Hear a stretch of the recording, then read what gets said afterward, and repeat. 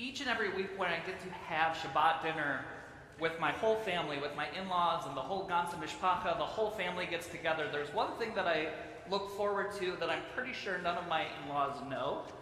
But since my father-in-law isn't here, it gives me an opportunity to talk about him while he's in Florida. So, Rick, if you're watching, I'm sorry. I'll talk to you when you get back, and I'll apologize then. But what my father-in-law does, he has this tradition of when we say Shalom Aleichem, and then we do Eshet Chayil, and we get to the part where we do Birkat Banim, where we do the blessings of the children. He includes his sons-in-law. Both Jonathan and I get to be blessed by our father-in-law, which is a beautiful thing. But because my father-in-law has a specific way of doing certain traditions, he does it with this cadence that only Rick Cohen can do. So he does Yesimcha Elohim Ke'Ephraim V'Kemenashe, with a little bit of a Baltimore accent when he does it. And then to my nieces, to Sasha and Eden and Kinneret, he says Yesimek Elohim Kesara Rivka Rachel V'Leah. And he does it in this beautiful way where he kind of sings it. And we all kind of chuckle at it, and it's such a cute thing, and it's something that we look forward to.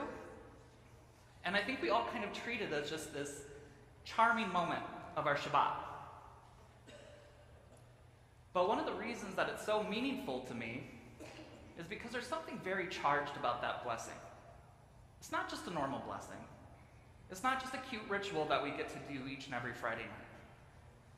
And listen, if we're going to be honest with ourselves, the ikar is that the cute traditions or the nice little rituals that we have each and every week for Shabbat or for holidays or whatever it might be, they're not actually just cute. All of them are charged with meaning. They're deep. They come from hundreds, if not thousands of years of tradition. And those traditions are important, and those traditions are filled with meaning, but we have to take out that meaning. We have to make them meaningful for us. Now, where that blessing comes from, that weekly Friday night blessing, is from the parasha that we read today, which Congregational Past President Steve Weisberg read so beautifully for us. He recited these words, this traditional blessing where Jacob, where Israel, Yaakov, is on his deathbed and is to bless Joseph and Joseph's sons. And he lays his hands on Ephraim and Manasseh and says so that for generations of people after you will bless their children in the same way. That's beautiful. That's meaningful. That's not just to say, you're going to get a blessing and it's going to be nice. Here are some words. But there's something that comes with a blessing, with a real blessing, a blessing that comes from the heart. And when my father-in-law gets into his Baltimore sing-song, it's coming from his heart, and I know it is. And there's something beautiful about that. But I want us to learn a little bit together and study a little bit together to see what that blessing is, because it's not just a blessing of saying you're going to have land, you're going to have prosperity, please God, poo-poo-poo. There's something special here. So if you'll look at your source sheet with me, or turn to the person next to you if you're sharing a source sheet.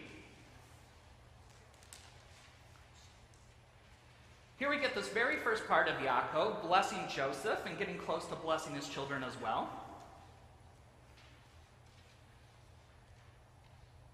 Vayomer Yisrael Yosef, Hine Anochi met v'haya Elohim imachem v'heshiv etchem el ha'aretz avotechem. So we're reading in Genesis chapter 48. Then Israel said to Joseph, I'm about to die, but God will be with you and bring you back to the land of your fathers. And now I assign to you one portion more than to your brothers, which I wrested from the Amorites with my sword and with my bow. Now the rabbis of the Talmud have a problem with this, because when we're reading about the story of Jacob, one of the things that comes to mind isn't this warrior ancestor. We don't have this image of Jacob wrestling anything away with a bow and with a sword. He's clever, he has lived a life of dedication and perseverance, but we don't see him as a warrior. So what do the rabbis of the Talmud say?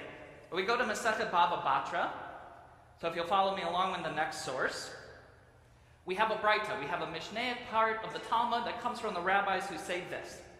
And with regard to Jacob's bequest to Joseph, the verse states, moreover, I have given to you one portion above your brothers, which I took out of the hand of the Amorite with my sword and with my bow. The Braita explains the verse, but is it so that Jacob took the portion with his sword and with his bow? And then they bring in an extra source to say that maybe we should interpret this a little bit differently, because we learned in the Psalms Through you do we push down our adversaries. Through your name do we trample those that rise against us. And here's the crucial part, for I trust not in my bow, neither can my sword save me. So the rabbis take this verse to mean that maybe sword and bow mean something a little bit different. And what's the interpretation? Rather, what is the meaning of with my sword? This is referring to prayer. What is the meaning of with my bow? This is referring to petition, a different type of prayer. If we read this source, the rabbis are telling us that what Jacob is handing down to his children and to his children's children isn't just land. It's not just a normal blessing. It's not a blessing of peace and prosperity. It's a blessing of tefillah. It's a blessing of prayer.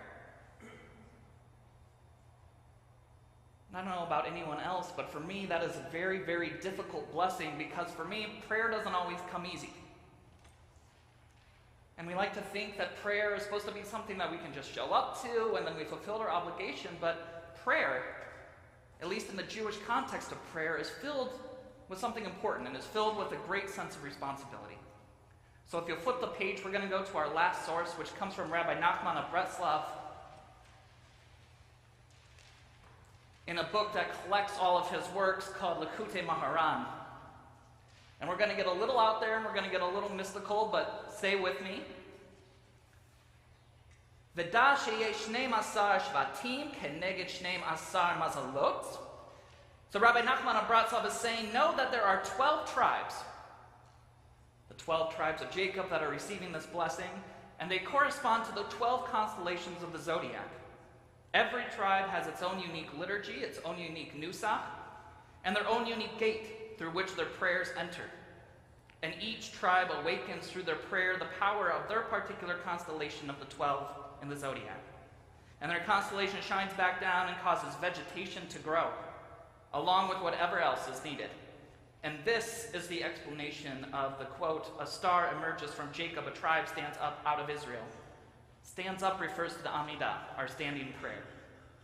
The aspect of prayer for when a Jew stands in prayer. Through this, it awakens the star, and the star encourages and forces things to grow. As the sages have said, there is no blade of grass below that does not have its own star, an angel above, that strike it and say to it, grow.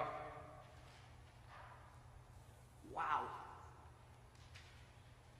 We imagine what it is like to think of prayer in this way. Where Rabbi Nachman of Breslov is saying that when we pray, we're not just fulfilling an obligation, we're not just coming to be in community and saying some words in Hebrew. When we pray, the stars above us and God above us hears us and lets the earth continue to spin. It is our prayer. It's the duty of each and every Jew to be able to have this blessing of tefillah, to pray, to really pray.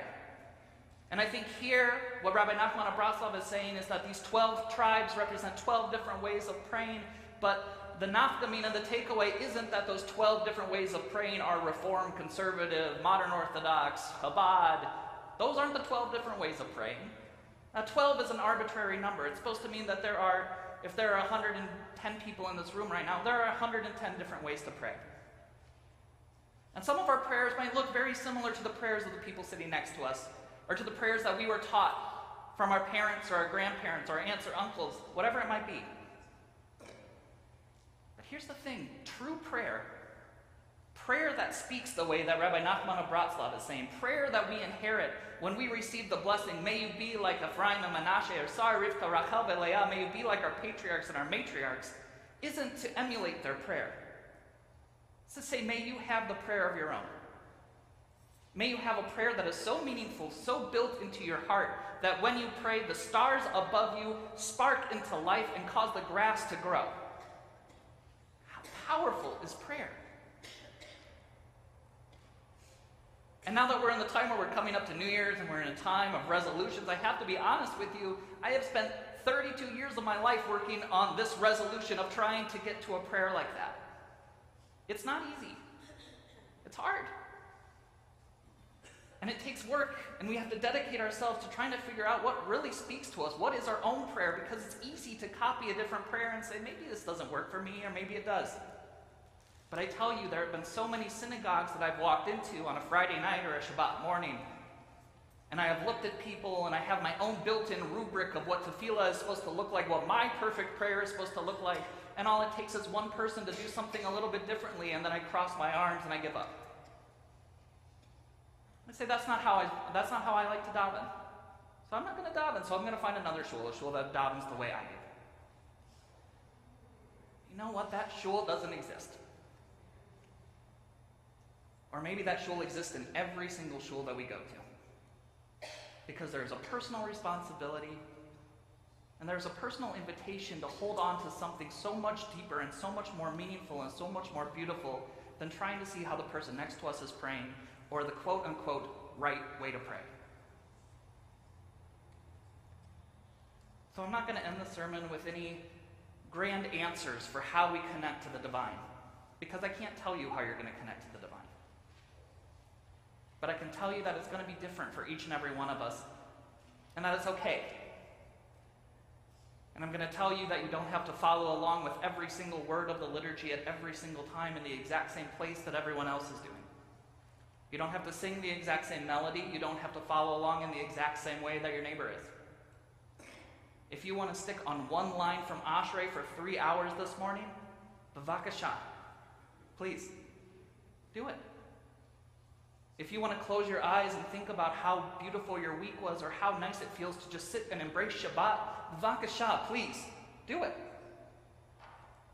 If you want to use this time to chat with your neighbor and then go into lunch and then catch up with people, but then sing Birkat Hamazon at the top of your lungs, bavakasha, please.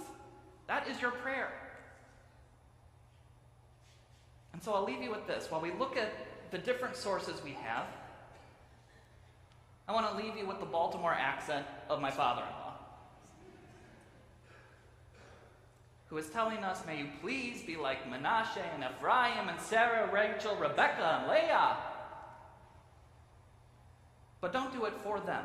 Don't do it like them. Embrace your history. Embrace where you're coming from. But find your prayer. Really find your prayer. Because that is the blessing that we get. That is the blessing that we get each and every Shabbat. And that blessing is a beautiful one. So with that, may we all hold on to it. May we strive and may we struggle to always search for the prayer that is truly ours, the prayer that speaks to the heavens above and causes the grass to grow. And may we hold on to that this Shabbat and every Shabbat. And we say Shabbat Shalom.